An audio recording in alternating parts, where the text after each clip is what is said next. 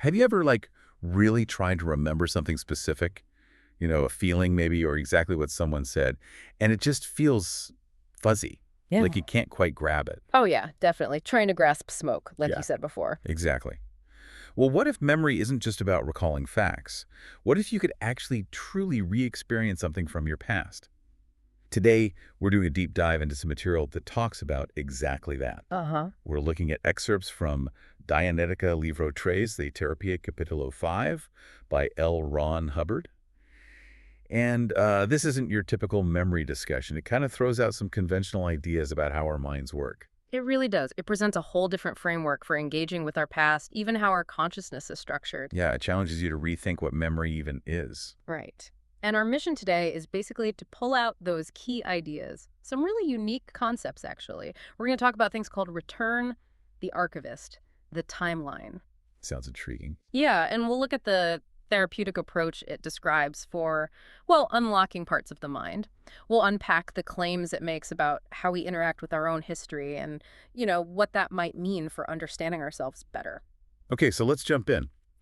The text starts by suggesting there's this way of thinking that most people aren't really aware of. It says it's not imagination, and it's different from what we normally call remembering.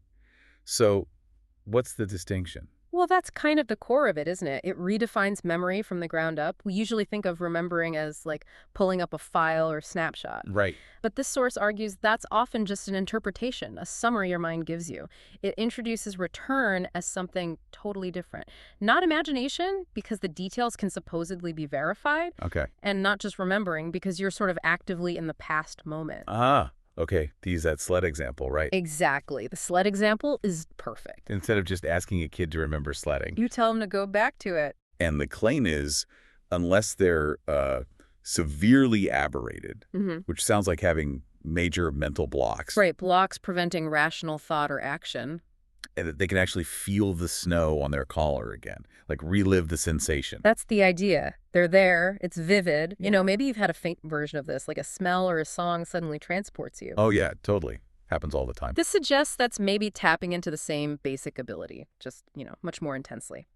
So the distinction is key. Remembering is when the self, your conscious awareness, gets conclusions, data kind of synthesized. Okay. But return is about directly accessing specific exact records or re-experiencing pleasure or pain with all the original perceptions. And the text claims anyone not severely blocked can do this fully awake. So it's not like hypnosis or regression therapy necessarily. Well, the text presents those as maybe artificial, less effective ways of using what it calls a natural ability. Interesting. Okay, so if return is having part of you go back, Right. the text then brings up revive. What's Sure. that? That's the next step on the spectrum, so to speak. With return, part of your awareness, the you is in the past, looking at records. Right. With revive, the claim is the entire individual is so completely in that past moment. The whole person. The whole person, so much so that they'd react exactly like they did back then. The example given is someone reviving a childhood moment and crying or being startled like a baby would because they are that baby in that moment. Wow. That's intense. Reliving, not just recalling. Exactly. Reliving. So it's like a spectrum of accessing the past. Precisely. The source calls it a spectrum of memory. Yes. It kind of parallels another concept in Dianetics, the spectrum of dynamics, that urge to survive on different levels. So this memory spectrum goes from, regular present memory to past memory, then return with part of the self back there, and finally revive, where the whole self is back there, experiencing it like it's happening now. That gives a much more complex picture of memory than we usually think about. It really does. And the text suggests that maybe because people are often reluctant to face their past, especially if they're considered aberrated, this natural ability often gets ignored or blocked. Okay, so if the mind holds all this, Yeah. it needs organization, right? Like a massive database. The text introduces two key components for this: the timeline and the archivist. Yeah, think of it like the mind's operating system and its file manager. The timeline is described as the core filing system, organized strictly by time. Chronologically. Exactly. Always there, running vertically from conception right up to this very second. It supposedly holds all data, conscious stuff, unconscious stuff, everything. And the you, the self, can travel along it to any point in time. Your entire life, indexed moment by moment. That's quite a concept. It is. But then it also mentions the timeline can get tangled up, Or someone could be outside it, like in schizophrenia cases. What does that mean? That's a really important point. It means that access isn't always smooth. Being tangled or outside suggests a serious breakdown in that chronological filing system. So you can't navigate your own past or present properly. Right. Your sense of personal continuity is fractured. It makes it incredibly hard to function rationally or even to know when you are. It highlights how vital a working timeline is meant to be for sanity, according to this model. Okay, so that's where the archivist comes in to manage this. Exactly. The archivist is called the monitor of the bank, the memory bank. And it's stressed, it's not literally a little guy in there. Right, no green visor. No, it's an action, a function that acts like a file clerk or librarian. Its job is providing data either to your conscious self, the you, or, in therapy, to the auditor. It's supposed to handle memory retrieval really, really fast. That's what gives you a good memory. Makes sense. But then there's that weird quirk mentioned. Yeah, the slightly idiotic part. Yeah. When dealing with the reactive enneagram bank, we'll get to that, it sometimes gives puns or crazy dreamlike stuff instead of serious data. It does add a strange layer, doesn't it? Suggests the filing system for trauma isn't quite as straightforward. And that ties into another pretty controversial claim in the material. Which is? Well, the source states, pretty bluntly, one of the primary sources of bad memory is the mother. Wow. Okay, how does it explain that? It suggests it's a widespread thing, mothers trying to prevent children remembering infancy or even prenatal events. The text mentions things like maybe abortion attempts or other partners, reasons a mother might want a child not to remember. Mm-hmm. And it claims this kind of heavy consciousness or discouragement from mothers might have actually stopped humanity from fully recalling prenatal stuff for ages. So just to be clear, this is a claim within the source material we're discussing. Absolutely. We're reporting the idea presented in the text itself. It's definitely a unique perspective on why memory might be suppressed. So taking that idea, this sort of societal or familial discouragement of early memory, plus the fact that these abilities like return and revive are often ignored or undeveloped, that's presented as why we don't typically use these abilities. That seems to be the argument, yes. A combination of inherent blocks and cultural or familial discouragement has led to these natural processes being largely untapped, a sort of disconnection from our own deeper past. Okay, so if we do have these abilities, return and revive, how does the therapy system described here, Dianetics, actually use them? It talks about a method called reverie. It's very specific. This is not hypnotism. Why the strong distinction? Yeah, they draw a very sharp line. The argument in Hubbard's work is that hypnotism makes people suggestible, more asleep, and can actually install problematic commands or engrams. Engrams being those moments of unconsciousness where bad stuff gets recorded. Exactly. Whereas Dianetics reverie is presented as doing the opposite. It awakens people, makes them more aware, and aims to remove engrams. In reverie, the patient is supposedly fully aware, knows what's going on, remembers everything afterwards, has full control, can stop anytime. No trance. No trance, freedom to move. It's presented as fundamentally different. One implants, the other removes. Opposite polarities. Okay. And the setup for a session sounds pretty straightforward in the text. It does. Quiet room, patient comfortable. The auditor assures them they'll be aware and in control. Then there's that counting, 1 to 7, or using the alphabet if numbers cause issues. Right, and that's not for hypnosis. No, the text says it's just to focus concentration, help the person tune out distractions and access their own mind more easily. An eyelid flutter might happen, but it's about focus. And then there's the canceller. You mentioned that. Why is that so important? It's described as non-negotiable, absolutely essential. It's like a pre-session contract. The auditor states that anything they say during the session won't be taken literally by the patient's mind, and any suggestion becomes null and void when the word canceled is said at the very end. Why? To prevent accidental suggestions sticking. Precisely, especially since the text claims many people might already be in a sort of slight permanent hypnotic trance just from life experiences.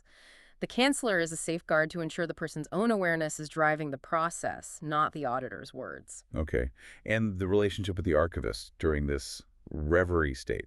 That's fascinating, too. The text says the archivist and someone who's aberrated actually prefers working with the auditor. Yeah, it's presented as a scientific fact, based on something called the law of affinity. The idea is the auditor is a more rational, detached point of contact, so the archivist can communicate more clearly through them than through the individual's own potentially scrambled reactive mind. So the auditor can kind of talk to the archivist even though the patient is awake. That's the claim.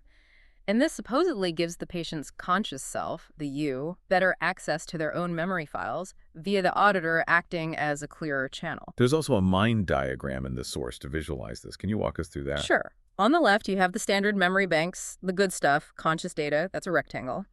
Next to it, circles representing the archivist managing those banks. Okay. Then center stage, a big black rectangle, that's key.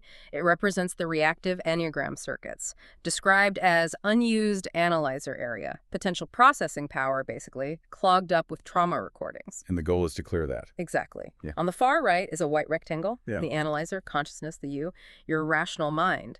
The whole point of the therapy, according to the text, is to erase that black rectangle, the reactive circuits. The claim is doing that turns all that space into pure analyzer, pure conscious mind, which supposedly results in a big IQ boost and increased clarity. Right. So erasing the reactive stuff is the goal. How do they tackle these engrams, these moments of pain and unconsciousness? The text uses this image of an inverted pyramid for the reactive bank. Picture a pyramid balanced on its point, but upside down. Okay. So the point is facing up. Right. And most of the painful content, the engrams, are buried deep inside, shielded. You can only really get in through that narrow opening at the top near the point. And way down at the very bottom of this inverted structure is the basic enneagram. The first one, the root cause, supposedly. And it's held together by pain. Physical pain and painful emotion, yes. That's what binds this reactive structure together, according to the source, makes it hard to access. So how does the auditor approach dismantling this pyramid? It's a specific strategy. First, they work on discharging painful emotion from more recent life events, working through those conscious or partially conscious moments until the person, the pre-clear, isn't emotionally triggered by them anymore. Clearing the surface stuff first. Kind of. Then the main goal becomes contacting that basic, the very first enneagram. Every session aims towards that. Any engrams encountered on the way get reduced, their painful charge lessened through re-experiencing them. And the prenatal period is really important here, isn't it? Hugely important. The material states that working through the period from conception up to and including birth is like 9/10 of the job. Wow. Once that basic enneagram, often prenatal or related to birth, is found and fully erased by reliving it, including all the physical sensations, the somatics. Like the pain or pressure. Exactly. Once that root one is gone, the claim is that other engrams linked to it just vanish much faster. Something that might have taken, say, 20 times going over, it might only take 1 or 2 recounts to fully resolve. They don't disappear, though. They become normal memory. Right. They shift from being reactive triggers into just part of your standard memory banks, which the text says are harmless and don't cause aberration. Only the reactive stuff does. Okay, that makes sense within the model. Now, what about ending a session? If someone's been deep in the past, maybe for hours, Yeah. how do you bring them back safely? Yeah, that's crucial. The patient absolutely must be brought back to present time. There's a specific procedure, a clear verbal instruction, sometimes with a finger snap, to make them fully aware of their current age, surroundings, condition. Especially if they were returned to being, say, a child. Exactly. Got to reorient them fully. And then, critically, right before they open their eyes, the auditor says the word canceled. Yeah. Activating that canceller contract from the start. Precisely. Wipes any potential unintended suggestions from the session clean. Safety protocol. Well, this has been a really fascinating look into a very unique system for understanding memory. We've covered return, revive, the archivist, the timeline, this whole intricate model from the Dianetics material. Yeah, the core idea presented is that our ability to get at and resolve these past experiences, especially the ones locked up as engrams, can fundamentally change our present and future. And, the text makes that bold claim about increasing IQ by erasing the reactive mind. It's certainly a different take on mental well-being and how powerful engaging with our own history could be. So listening to this, what really jumps out at you? Think about it. If our minds really do have this perfect timeline, this helpful archivist, what could connecting more deeply with those systems unlock? What forgotten bits or experiences might actually hold keys to how you feel or act now? It definitely leaves you thinking about the potential hidden inside our own mental landscape, doesn't it?